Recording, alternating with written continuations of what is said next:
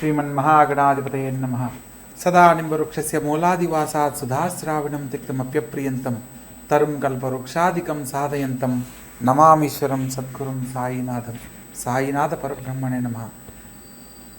ముఖ్యంగా ఆగస్టు 1వ తారీఖు నుంచి ఆగస్టు 31వ తారీఖు వరకు ద్వాదశ రాశుల యొక్క శుభాశుభ ఫలితాలు తెలుసుకోబోయే ముందు గ్రహ సంచార ఫలితాల గురించి మనం ఒక్కొక్క రాశుల వారీగా ఏ గ్రహాలు ఏ రాశుల్లో సంచరిస్తున్నారో, ఏ రాశుల వారు ఎటువంటి శుభాశుభ ఫలితాలు పొందబోతున్నారో వివరంగా తెలుసుకునే ప్రయత్నం చేద్దాం.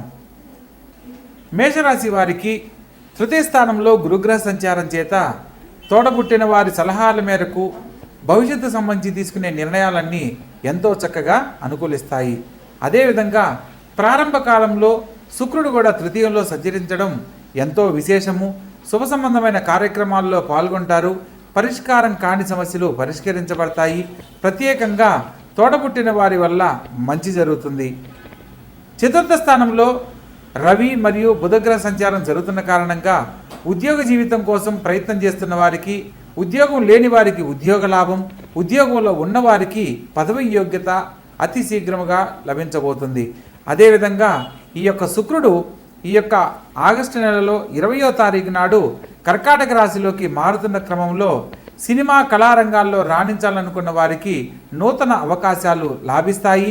ప్రత్యేకంగా కళలకు సంబంధించిన విషయాలలో ప్రత్యేకమైన గుర్తింపు లభించే సమయంగా చెప్పడం జరుగుతుంది. అదేవిధంగా పంచమ స్థానంలో కేతువు మరియు రవి బుధుల సంచారం కూడా జరుగుతుంది. ఆగస్టు 16వ తారీఖున రవి మరియు బుధుడు 30వ తారీఖు నాడు ఈ యొక్క సింహరాశిలోకి మారడం జరుగుతుంది. ప్రత్యేకంగా మేషరాశి వారికి పంచమ స్థానంలో ఈ యొక్క రవి బుధులు సంచరించడం కూడా విశేషమైన పదవీ యోగ్యత కాలంగాను మరియు భవిష్యత్తుకు సంబంధించి నూతన ఆలోచనలు చేయడానికి ఇది అత్యుత్తమమైన కాలంగా చెప్పడం జరుగుతుంది. తల్లిదండ్రుల సలహా మేరకు భవిష్యత్తుకు సంబంధించిన నిర్ణయాలన్నీ మీకు ఎంతో అనుకూలిస్తాయి. ఉద్యోగ జీవితంలో ప్రత్యేకమైన గుర్తింపు లభించడానికి ఇది ప్రత్యేకమైన సమయంగా చెప్పడం జరుగుతుంది. షష్టమ స్థానంలో కుజగ్రహ సంచారం, లగ్నాధిపతి అయిన కుజుడు 6వ స్థానంలో సంచరించే క్రమంలో పాపగ్రహాలు పాపస్థానాల్లో శుభఫలితాలు ఇస్తాయి. కాబట్టి కుజుడు ఇక్కడ ముఖ్యమైన విషయాలలో మీరు జాగ్రత్తగా ఆలోచించి తీసుకునే నిర్ణయాలలో ప్రత్యేకంగా శుభవార్తలు శుభ ఫలితాలు పొందడానికి అవకాశం ఉంటుంది. అదేవిధంగా లాభస్థానంలో రాహుగ్రహ సంచారం జరుగుతున్న కారణంగా ప్రభుత్వ సంబంధమైన ఉద్యోగం కోసమే కాకుండా విదేశాల్లో స్థిరపడాలనుకున్న వారికి ఈ సమయం అత్యద్భుతమైన సమయంగా చెప్పడం జరుగుతుంది. పిఆర్ గురించి కానీ లేదా H1B వీసా గురించి కానీ ప్రయత్నం చేసేవారు తప్పకుండా ఈ సమయంలో చేసే ప్రయత్నాల వల్ల శుభ ఫలితాలు పొందే అనుకూలత లభిస్తుంది. అదేవిధంగా వ్యయ స్థానంలో శని సంచారం జరుగుతుంది కాబట్టి ఏళ్నాటి శని ప్రభావం చేత ముఖ్యమైన పనుల్లో కొంత జాప్యం జరిగే అవకాశం ఉంటుంది. ప్రత్యేకంగా కులదేవతను ఆరాధిస్తూ భవిష్యత్తు సంబంధించి తీసుకునే నిర్ణయాలలో అత్యద్భుతమైన ఫలితాలు పొందుతారని సూచనగా చెప్పడం జరుగుతుంది. మొత్తం మీద ఈ మేషరాశి వారికి దైవ సంబంధమైన కార్యక్రమాల్లో పాల్గొనడము, కులదేవత దర్శనము భవిష్యత్తుకు సంబంధించి తీసుకునే నిర్ణయాలలో శుభ ఫలితాలను అందిస్తుంది అన్న విషయాన్ని తెలుసుకోవచ్చు. సూర్య భగవంతుణ్ణి ఆరాధించే విధానంలో ప్రతిరోజు సూర్య నమస్కారం చేయడం వల్ల అనేక రకాల సంపూర్ణమైన ఆరోగ్యాన్ని పొందడానికి అవకాశం లభిస్తుంది. తదుపరి కన్యారాశి. ఈ యొక్క కన్యారాశి జాతకులను కనుక మనం గమనించినట్లయితే లగ్న రాజ్యాధిపతి అయిన బుధుడు లాభస్థానంలో వ్యయాధిపతితో కలిసి సంచరించడం బుధాదిత్య యోగ ఫలితాన్ని ఇస్తుంది. ప్రత్యేకంగా ప్రారంభ కాలంలో మీరు ఖచ్చితంగా మాట్లాడే మీ యొక్క వ్యవహార శైలిని మార్చుకోవడం తప్పనిసరి. ఖచ్చితంగా తీసుకునే నిర్ణయాల వల్ల కొన్ని ఇబ్బందులు ఎదురవుతాయన్న సత్యాన్ని కూడా గమనించవచ్చు.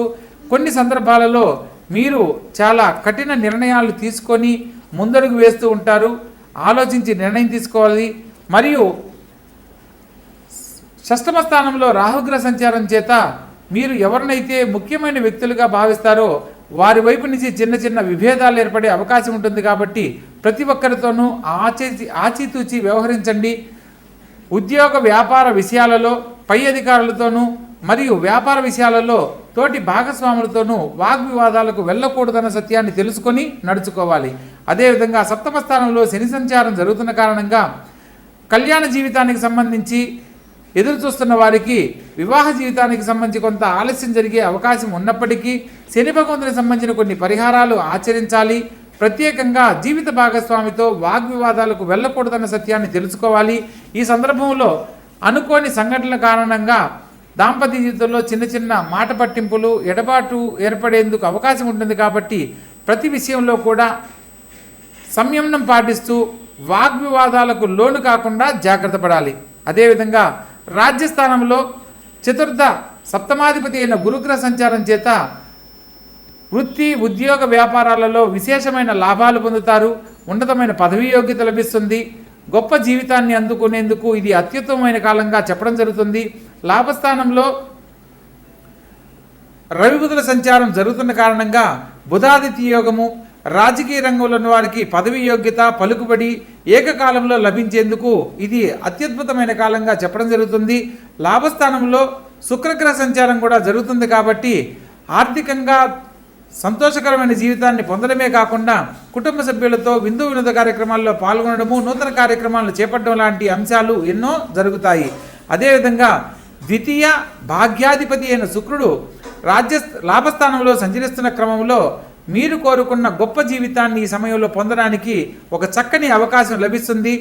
తప్పకుండా ఆ సమయం కోసం వేచి ఉండి ఆ అద్భుతమైన జీవితాన్ని పొందాలని తెలియజేస్తున్నాను. ప్రత్యేకంగా వ్యయ స్థానంలోకి మారుతున్న రవి బుధులు మరియు కేతుగ్రహ సంచార ఫలితంగా ఆరోగ్య విషయంలో ఒకటి జాగ్రత్తలు పాటించాలి. తండ్రి గారి ఆరోగ్యం పట్ల శ్రద్ధ వహించండి. తండ్రి గారితో ఎటువంటి వాగ్వివాదాలు చేయకూడదు. వృత్తి ఉద్యోగ వ్యాపారాలలో నూతన ఆలోచనలన్నీ ప్రస్తుతం మానుకోవడం ఎంతో తప్పనిసరి అన్న సత్యాన్ని తెలుసుకొని నడుచుకోవాలి. నూతనంగా వ్యాపార సంబంధమైన విషయాలలో పెట్టుబడులు కానీ ఇన్వెస్ట్మెంట్లు కానీ ఈ సమయంలో అస్సలు చేయకూడదన్న సత్యాన్ని తెలుసుకోవాలి. మొత్తం మీద ఈ రాశి వారికి అనుకూలమైన కాలంతో పాటు కొంత ఇబ్బందికరమైన పరిస్థితులు కూడా ఎదుర్కొనేందుకు అవకాశం ఉంది. కాబట్టి ప్రతిరోజు వ్యయ స్థానంలో సంచరిస్తున్న కేతుగ్రహానికి ప్రతిథి దేవతగా గణపతిని ఆరాధించాలి. మంగళవారం నాడు గణపతికి 7 ఎర్రని పుష్పాలు సమర్పించి ఓం గం గణపతియే నమః అనే మంత్రాన్ని ప్రతినిత్యము 21 సార్లు పఠిస్తూ ఉన్నట్లయితే ఈ మాసంలో ఎదుర్కొనబోతున్న అనేక రకాల సమస్యలన్నీ తొలగిపోతాయి. సాక్షాత్తు ఆ గణపతి యొక్క ఆశీస్సులతో ఉన్నతమైన జీవితాన్ని పొందడానికి చక్కని అవకాశము లభిస్తుంది. అదేవిధంగా సప్తమ స్థానంలో శని భగవంతునికి సంబంధించిన పరిహారాలు గనక ఆచరించినట్లయితే సకాలంలో వివాహం కాలేదని బాధపడుతున్న వారికి వివాహ జీవితాన్ని పొందడమే కాకుండా దాంపత్య జీవితంలో సమస్యలు ఏదైనా ఉంటే అవి తొలగిపోయి అన్యోన్య దాంపత్యాన్ని పొందడానికి అవకాశం ఉంటుంది. ప్రత్యేకంగా విష్ణు సహస్రనామ పారాయణ కూడా ఈ సమయం ఆచరించడం ఎంతో తప్పనిసరి అన్న సత్యాన్ని తెలుసుకోవాలి. చక్కగా ఆచరించండి. ఆనందకరమైన జీవితంలో జీవించండి.